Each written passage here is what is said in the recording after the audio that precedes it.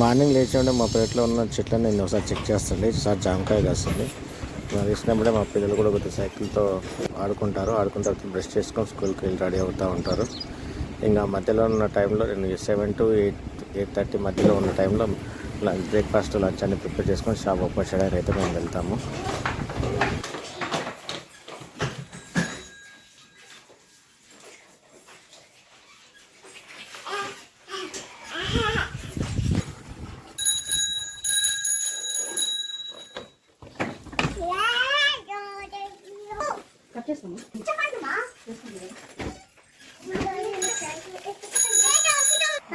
Đây, ayo.